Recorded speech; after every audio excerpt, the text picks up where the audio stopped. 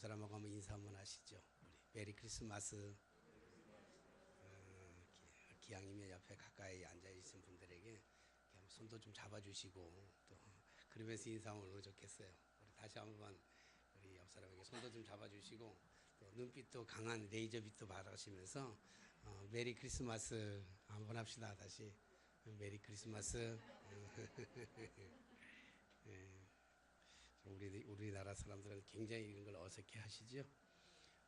오늘도 우리의 깊은 성탄절 우리 여러분들의 가정에 또 여러분들이 기도하는 기도의 제목에 하나님의 은혜와 축복이 넘쳐나게 되시기를 주님으로 축원합니다.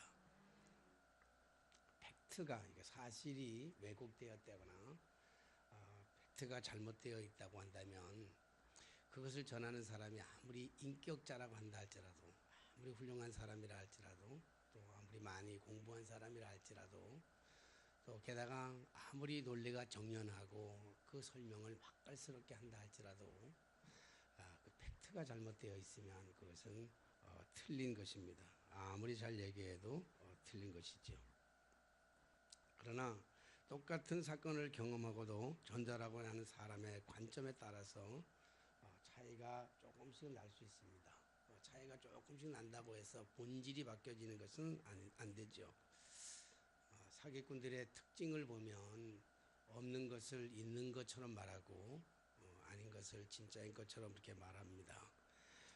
그리고 가짜를 진짜인 양 포장하고 또 뿐만 아니라 이단들의 특징을 보면 본질을 벗어나서 진리를 왜곡하고 있기 때문에 사이비 종교라고 얘기하고 이단이라고 이렇게 얘기하고 있습니다. 요즘 세상은 가짜가 하도 판치는 세상이 되어가지고 진짜가 아닌 것처럼 보이는 세상이 참 많아요.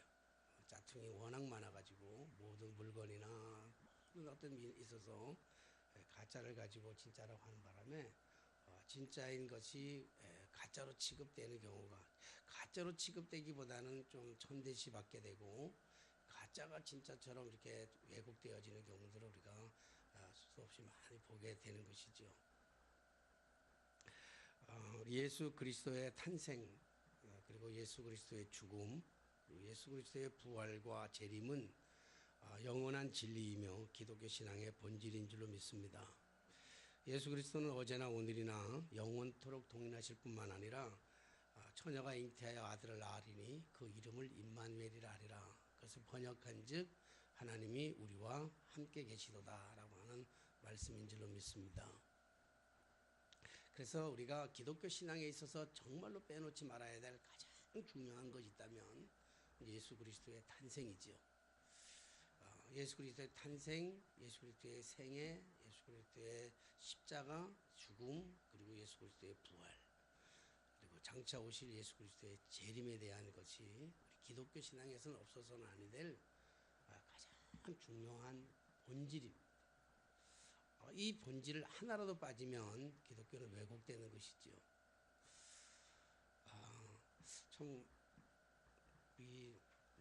저는 타종교에 대해서 말 얘기하고 싶은 마음도 별로 없고 또 이단에 대해서도 저는 가능한 한 얘기를 많이 안 합니다. 굳이 이단에 대해서 얘기 안 해도 우리가 복음에 대해서 붙잡고 있으면 이단을 등이 이길 수 있기 때문에 그래요. 근데 우리는 진짜이면서도 우리가 복음의 능력을 많이 잃어버렸어요. 그래서 복음의 능력을 잃어버리다 보니까 진짜임에도 불구하고 우리가 힘을 상실해버리고 나약해지고 연약해지고 힘이 없고 넘어지고 쓰러질 때가 참 많죠. 사랑하신 여러분, 누가 뭐라 그래도 여러분 세상에 누가 뭐라 그래도 우리들은 진짜입니다. 옆 사람하고 다시 한 번만 인사합시다. 당신은 진짜입니다. 우리 진짜인데 사실은 우리가 진짜인데 우리가 자꾸 복음의 능력이 점점점 잃어져 가고 있어요. 복음의 능력을 잃어가다 보니까 우리가 이단에다가 자꾸 모든 것들을 빼앗기고 우리 스스로가 위축되는 경우가 참 많죠. 옛날에 그 TV에서 한번 보면서 진품명품인가? 진품명품. 그때 보면서 저는 참 그 보다가 또 뭐 자주 보진 않지만 보다가 그 멘트하는 멘트에 아주 감동을 많이 받은 적이 있어요. 사회하는 사람이 그 박사님에게 진짜인지 가짜인지 구분하는 사람한테 얘기하기로 뭐냐면 박사님은 어떻게 이 물건이 진짜인지 가짜인지 어떻게 금방 아세요? 그렇게 얘기를 하니까 그 박사님이 대답하더라고요. 우리는 진짜만 봅니다. 그러더라고요. 진짜만 보면 가짜를 금방 구분할 수 있다는 거예요. 우리가 기독교 신앙에 있어서 우리가 복음의 능력을 잃어버렸던 것은 우리의 복음의 가치를 잃어버리게 되니까, 그러니까 진짜를 잃어버리게 되니까 가짜하고 막 헷갈릴 때가 얼마나 많은지 모르죠. 가짜가 판을 치고 있는 이 시대를 우리가 살아가고 있습니다. 우리 뭐 다른 데 얘기하실 건 없고 좀 깜짝 놀라는 거는 성탄절인데 어떻게 교회에 예배가 없는 교회가 있잖아요. 우리 4층, 5층, 6층에서 분명히 성탄절인데 저들은 성경을 안 믿는지 뭔지는 모르겠어요. 그러니까 예수를 부정하다가 보니까 저들은 당연히 예수의 자리에 그 교주가 들어가야 되니까 예수님의 탄생도 부정해야 되고 예수님의 재림도, 예수님의 부활도 부정해야 되고, 그리고 이제 예수의 재림을 얘기하는데 그 재림은 자기들이 재림했다고 얘기해서 그 교주들이 얘기하고 있습니다. 이런 가짜들이 판을 치고 있는 이런 세대를 우리가 실질적으로 목격하고 있죠.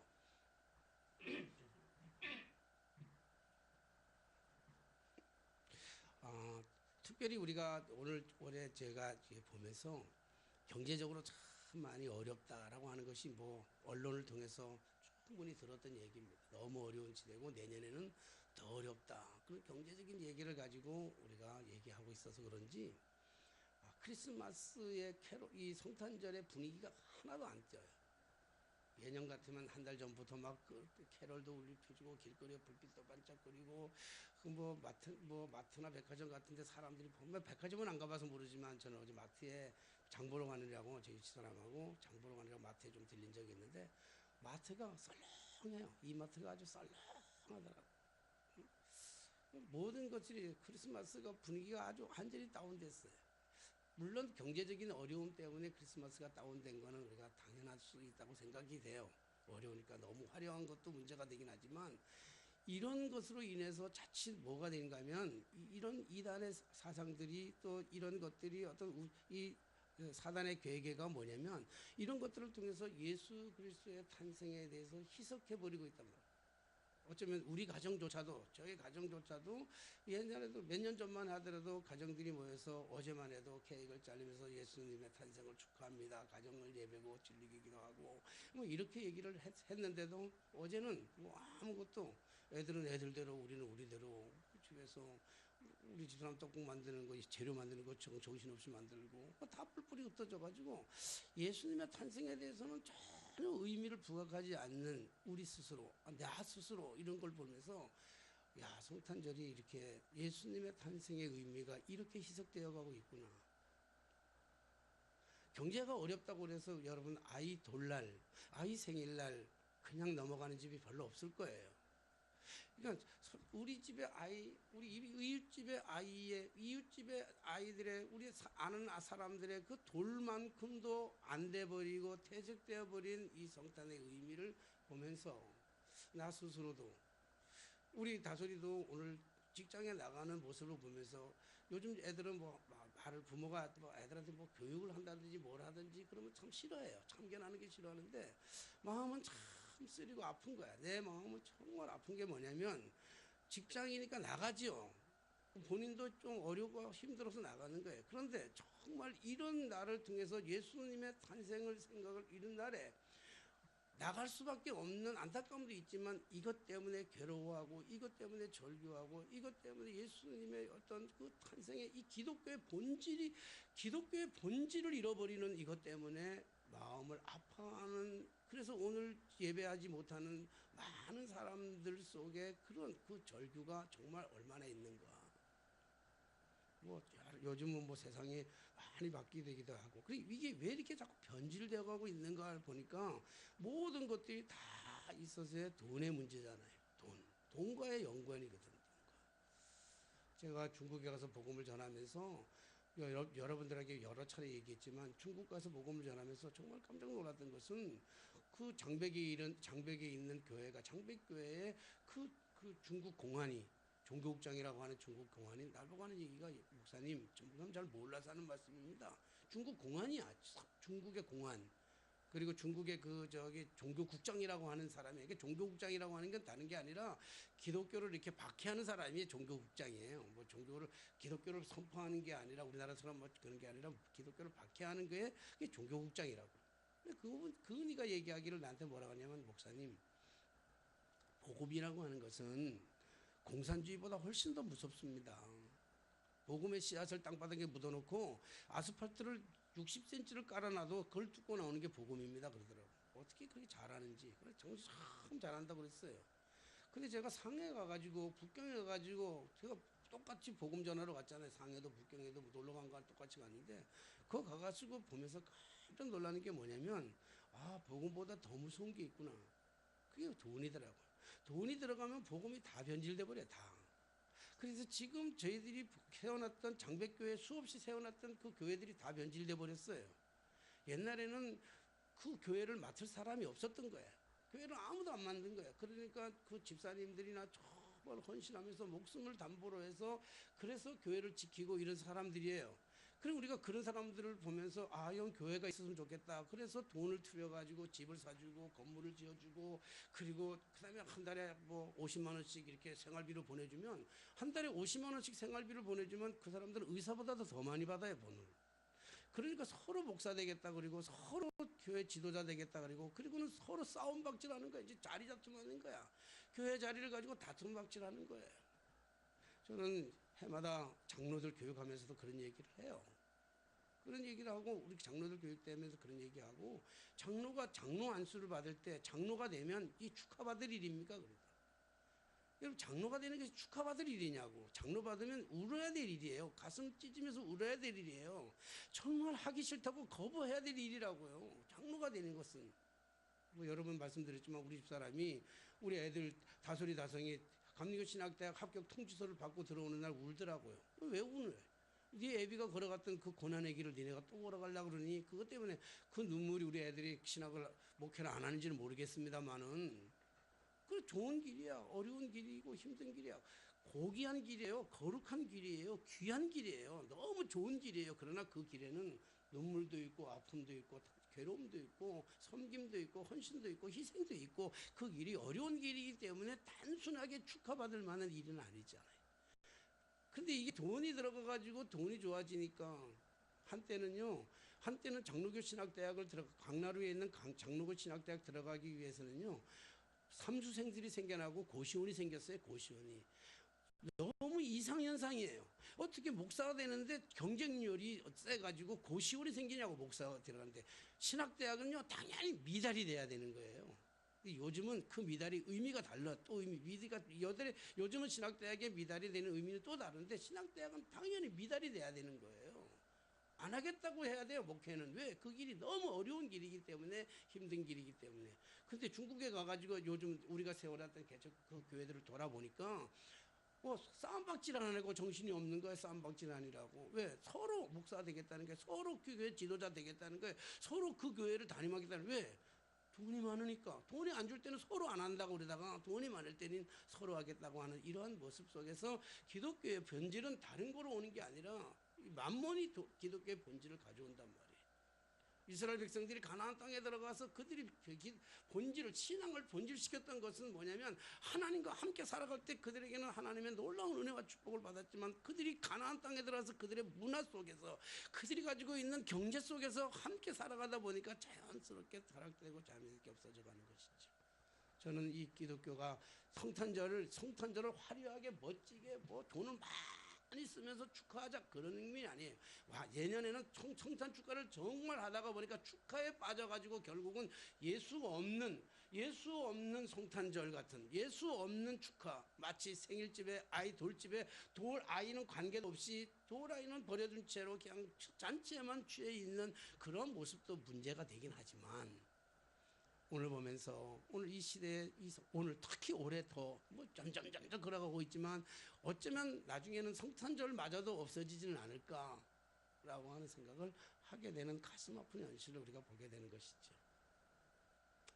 그렇기 때문에 우리가 누가 뭐라 그래도 기독교의 본질은 예수 그리스도의 탄생, 예수 그리스도의 죽으심, 예수 그리스도의 십자가, 예수 그리스도의 부활 사건, 그리고 예수님께서 우리가 다시 오실 분명한 그 약속의 언약을 우리가 붙잡고 신앙생활하는 것이 진정 기독교적인 복음이고, 그 안에 복음의 능력이 있는 줄로 믿고, 또 그 말씀을 붙잡고 살아갈 때, 그래서 주님과 더불어 살아갈 때 주님 위로부터 주시는 주님의 능력으로 우리는 이 험한 세상을 능히 이기고 나가게 될 줄로 믿습니다.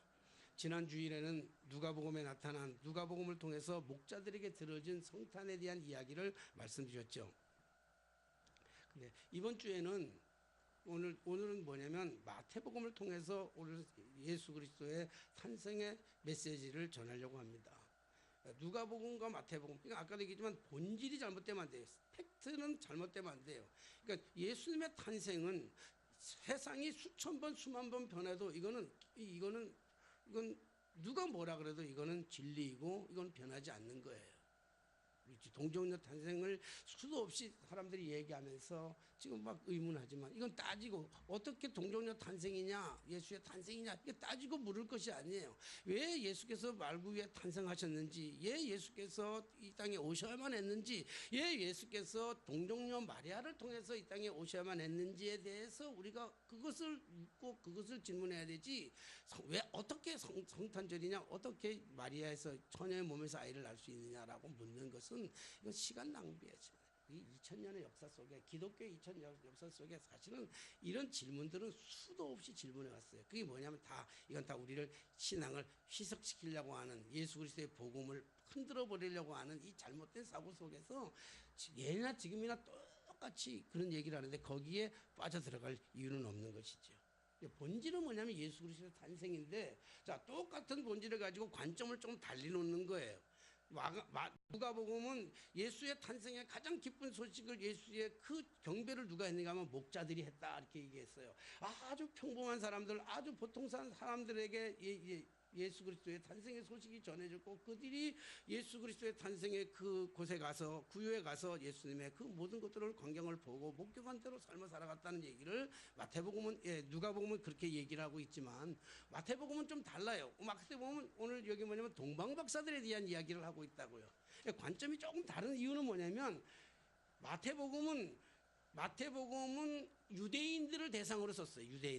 유대인들을 전도하기 위해서, 유대인 기독교인들을 향해서 유대인들의 혈통, 그러니까 유대인들을 쓰다 보니까 우월주의에 빠져 있는 이 유대인들을 하다 보니까 동방박사들을 가져가 얘기했어요. 사실적인 얘기를 동방박사들 얘기했고, 누가복음은 뭐냐면 이방인들에게다가 얘기하다 보니까, 이방인들을 쓰는 이 복음이다 보니까 거기에 당연히 뭐냐면 이 목자들에 대한 이야기를 하고 있는 것이죠. 그래서 우리가 크리스마스 때가 되면, 성탄절 때면 반드시 등장하는 게 뭐냐면 오늘 동방박사들의 이야기가 나온다고요. 동방박사들의 얘기. 이 동방박사들의 이야기를 하면 우리가 뭘 얘기하냐면, 동방박사 이야기 하면 제일 먼저 생각나는 게 뭐예요? 뭐죠? 동방박사 그러면 동방박사 그러면 뭐 별을 따라서 온 것보다도 제일 먼저 생각나는 게 뭐죠? 여러분들은 확실히 담임 목사를 닮아가지고, 담임 목사가 이제 좀 설교하는 게 지금 동방박사 그걸 얘기하는 게 아닌가 보다 생각해서 대답을 안 하고 있어요. 동방박사 그러면 뭐니 해도 우리가 세 가지 예물을 얘기하죠. 황금과 유향과 모략을 드렸다. 오늘 이런 설교는 우리가 지금까지 숱하게 오면서 수도 없이 얘기했어요. 뭐 왜곡되기도 하고, 그래서 우리가 이런 헌신을 해야 된다, 뭐 여러 가지 이유로 설명해가지고 동방박사 얘기하면 황금과 유황과 모략을 바쳤다, 예수님의 탄생과 예수님의 죽으심을 하기 위해서 동방박사들이 얘기했다. 물론 이 말씀을 왜곡할 수는 없어요. 이걸 빼놓을 수는 없어요. 이게 너무 중요한 말씀이죠.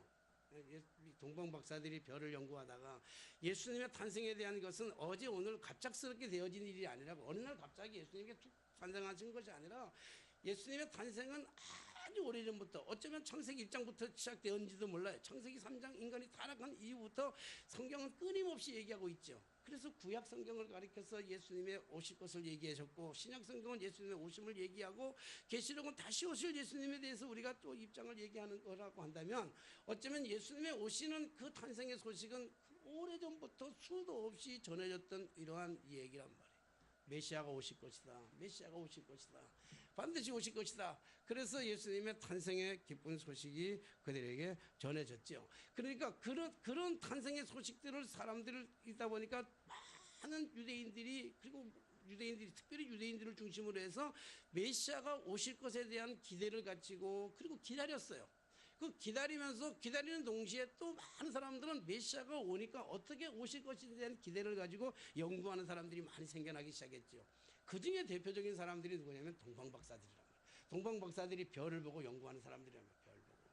왜 별을 보고 연구하냐면 메시아가 오실 것이라고 하는 그것 때문에 연구하는 사람들인데, 어느 날 갑자기 문득 자기들이 보던 별과는 전 상관없이, 자기들이 연구하는 별과는 전 상관없이 새로운 별을 바라보면서, 그러니까 오늘 메시아가 오실 것이라고 하는 것을 생각하고, 그런 그 먼 길을 쫓아서 예수님께서 나실 그 구유에 오시죠. 왔어요.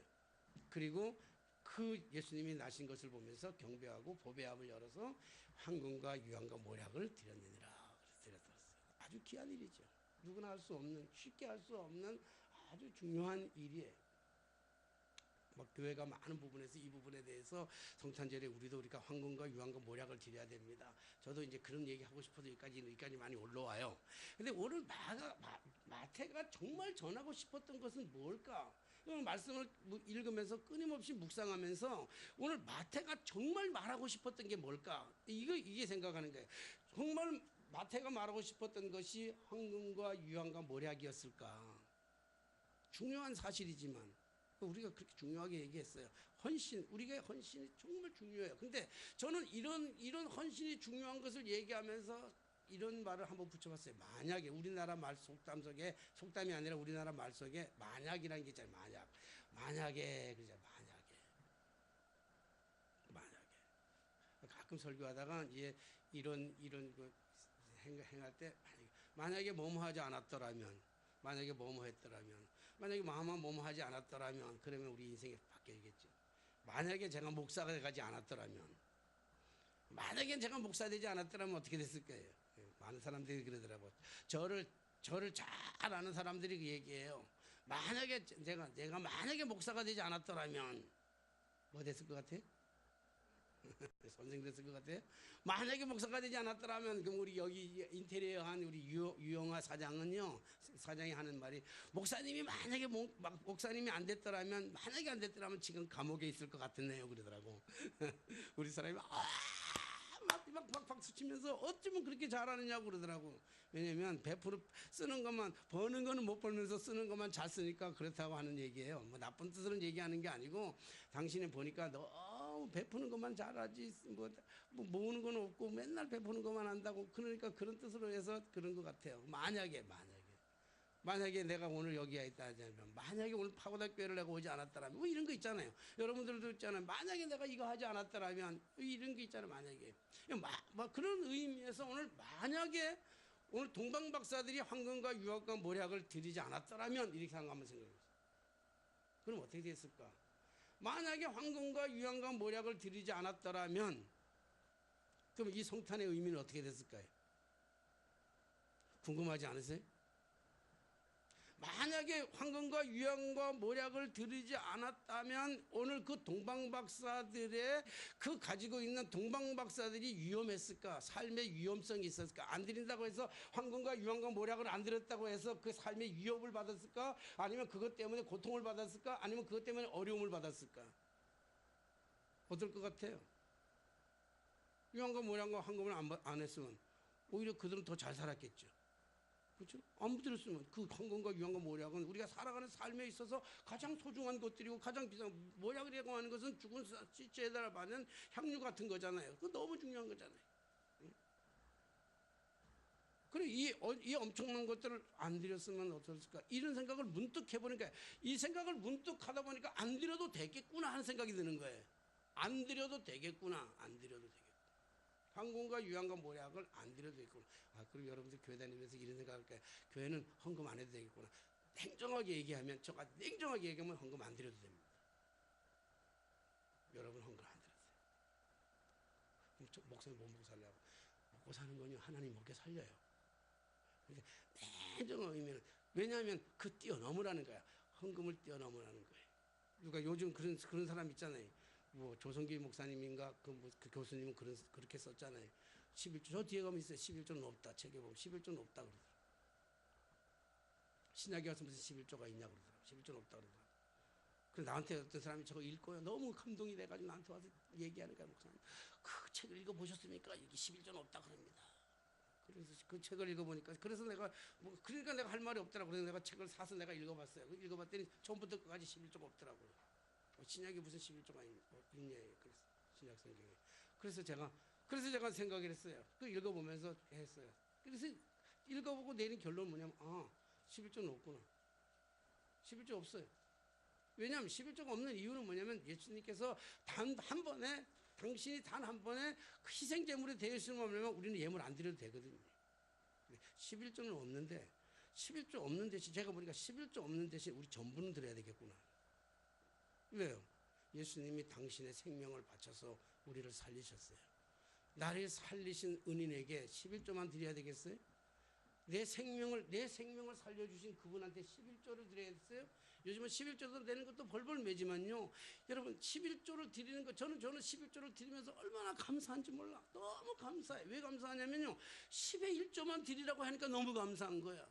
10의 5조를 드려도 모자라는 거고요. 10의 9조를 드려도 모자라는 거고요. 10의 10을 다 드려도 모자라는 것이 주님의 은혜 받은 사람들의 감격적인 고백입니다. 10의 1조를 드리지 못하는 것은요. 너무 아깝진 거잖아. 아까워서 그렇죠. 오늘 냉정한 의미로 얘기한다면 다시 말씀드립니다. 황금과 유황과 모략을 안 드려도 성탄은 메리 크리스마스. 예수의 탄생에 대해서는 아무 의미가 없어요. 괜찮아요. 저는 그렇게 봐요. 근데 제가 보는 게 아니라 제가 오늘 성경을 읽다가 마태가 보는 게 그런 것 같아. 내가 보면서 그래서 눈에 확 들어온 게 뭐냐면 12절이 확 들어오는 거예요. 12절이 왜 마태는 황금과 유황과 모략을 드렸느니라 그래서 성탄의 크리스마스 성탄절의 그런 클라이막스를 거기서 딱 끝나고 해피엔딩으로 끝나버리면 좋겠는데 그게 아니고 그 다음 12절을 하나 더 썼더라고요. 12절 한번 읽어보실래요? 같이 12절. 자 시작.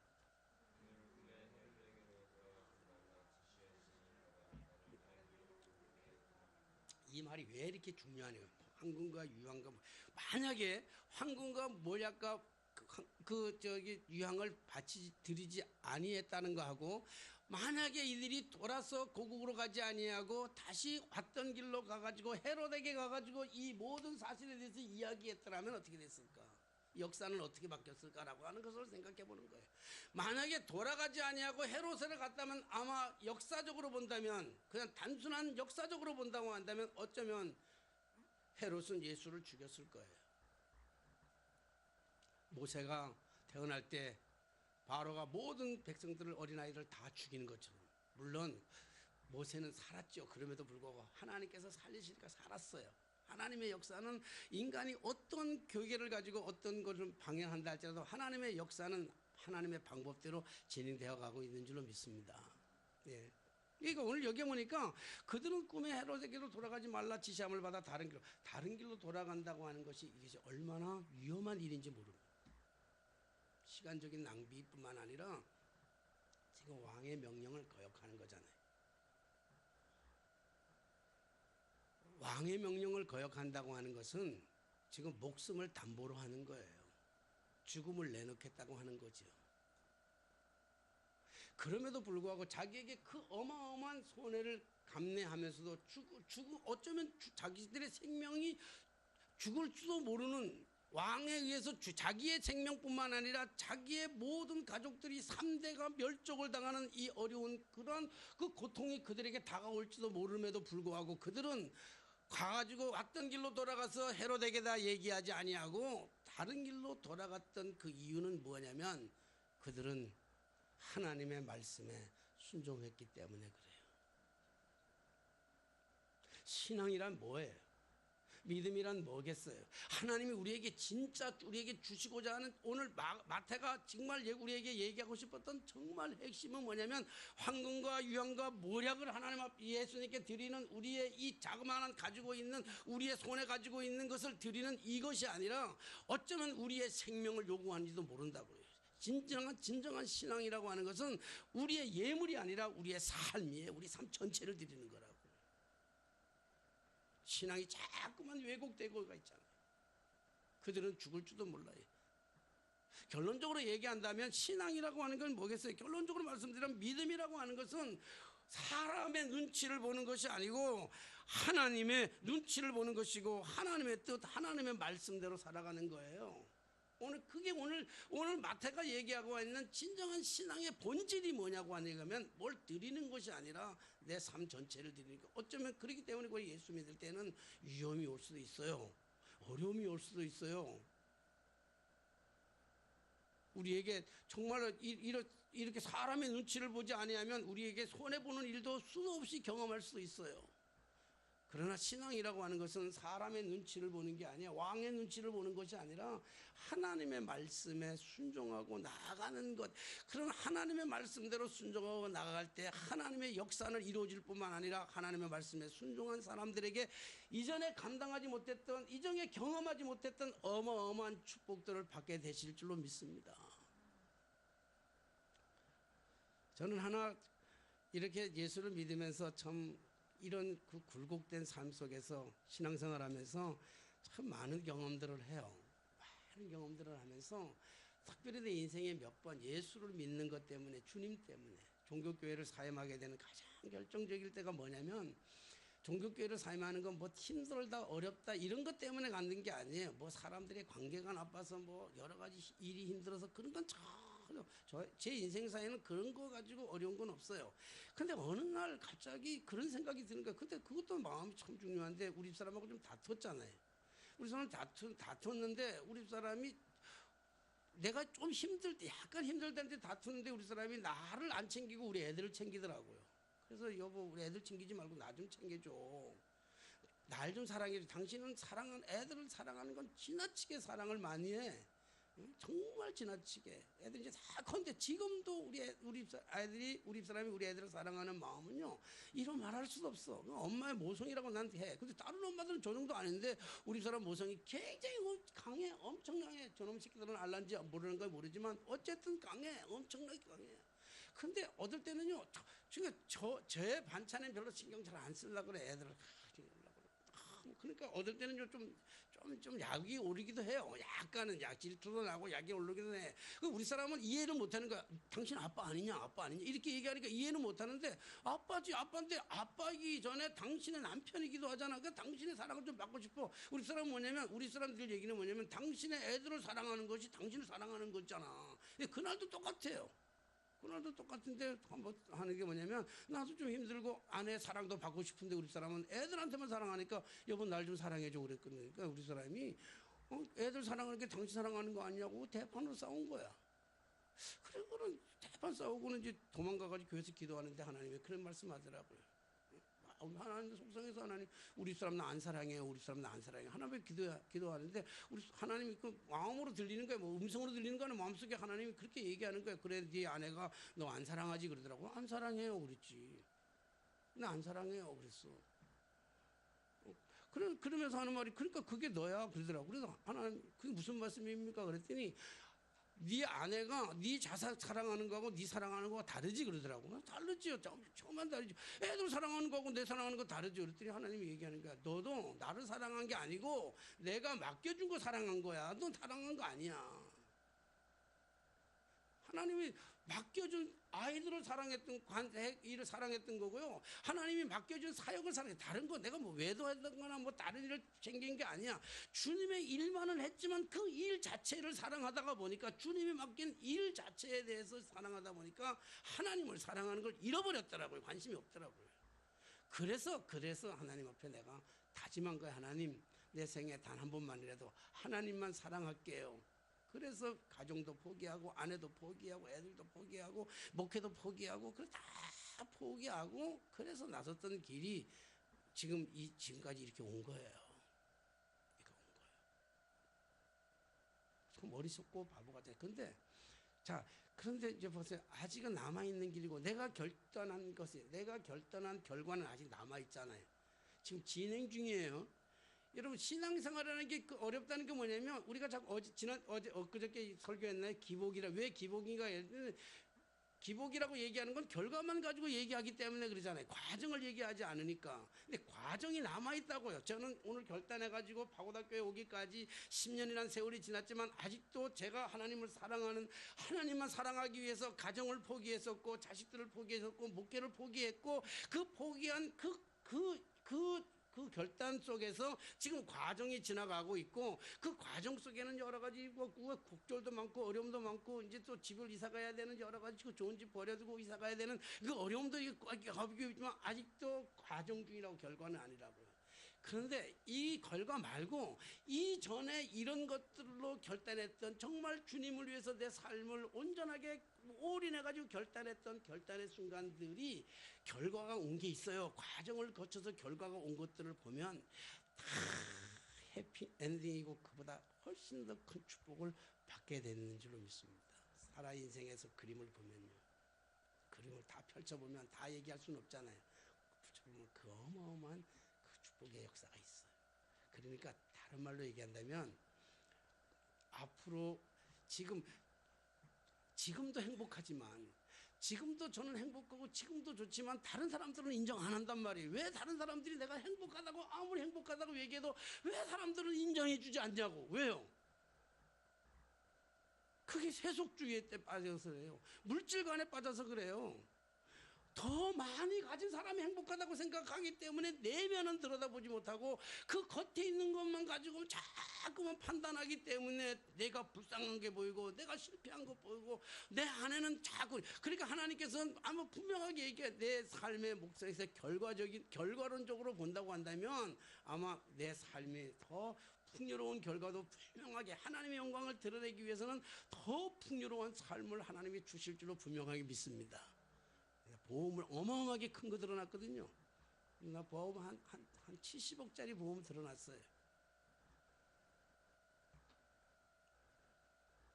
우리 다 못 믿는 것처럼 이렇게 쳐다봐요. 보험을 70억짜리 들어놨다니까. 우리 애들이 70억짜리입니다. 우리 애들이 그렇게 될 줄로 믿습니다. 70억이 뭐야? 700억도 넘지. 지금 살아가는 양태를 보면 가능성이 있어 보여요. 가능성이 있어 보여. 몰라, 우리 아직 과정이에요. 그러나 내면은 행복해요. 즐거워요. 하나님이 하셔요. 사람의 눈치를 보는 것이 아니라. 저들은 고국으로 돌아갈 때 돌아서 어려운 길로, 힘든 길로, 먼 길로 타국으로 돌아갔어요. 왜요? 하나님의 말씀이시기 때문에. 꿈에 나타난 하나님의 말씀이시기 때문에. 황금과 유황과 모략을 드린 사건보다 더 위대한 사건은, 드린 것보다 더 위대한 것은 하나님의 말씀대로 순종하는 삶인 줄로 믿습니다. 오늘 우리의 삶이 좀 어렵더라도 어쩌면 우리가 예수 믿는 것 때문에 당하는 고난이 있을 수 있어요. 예수 믿는 것 때문에 당하는 핍박이 있어요.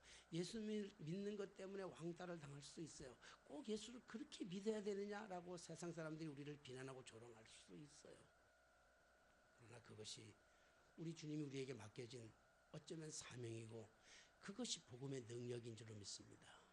저는 이 성탄절날 우리가 잃어버리고 있는 점점 예수의 탄생의 그 기쁨을 잃어버리는 것도 있지만 그보다 더 아픈 것은 복음의 능력을 우리 스스로가, 진짜인 우리 스스로가 복음의 능력을 잃어버리는 이러한 삶 속에 더 마음이 아픈 것을 보면서 오늘 사랑하신 여러분, 세상을 쫓아가는 사람들이 아니라 하나님을 쫓아서 세상 사람들의 눈치를 보는 것이 아니라 하나님의 눈치를 보고 하나님의 말씀대로 살아가다가 하나님이 주시고자 하는 우리가 상상하지 못했던 그 축복을 받아 누릴 수 있는 저와 여러분들의 삶이 되게 되시기를 주님의 이름으로 축원합니다.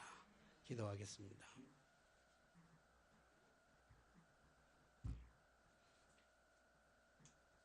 살아계신 하나님 아버지, 주님의 말씀 앞에 설 때마다 우리의 초라한 모습을 경험할 때가 얼마나 많은지 모릅니다.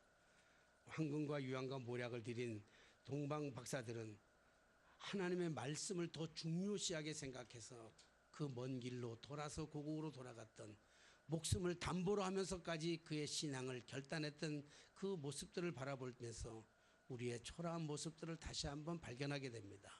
전능하신 하나님, 믿음이란 사람의 눈치를 보는 것이 아니라 하나님의 눈치를 보고 하나님의 말씀대로 순종하는 것을 배웠사오니 때로는 우리에게 조금 손해본다 할지라도, 때로는 우리에게 조금 어려움이 온다 할지라도, 때로는 우리의 환경이 예수 믿는 것 때문에 손해를 본다 할지라도 주여 우리의 말씀을 부여잡고 말씀대로 순종하며 정말 하나님을 제1주의로 살아갈 수 있는 저희들의 삶이 되게 하여 주옵소서. 이 기쁜 성탄절날, 성탄의 이 복된 소식이 우리의 심령 속에서 차고 넘치게 하여 주시고 이 아름다운 복음의 능력으로 세상을 이기며 살아가는 저희 모두가 되게 하여 주옵소서. 살아계신 예수님의 이름으로 기도하옵나이다. 아멘.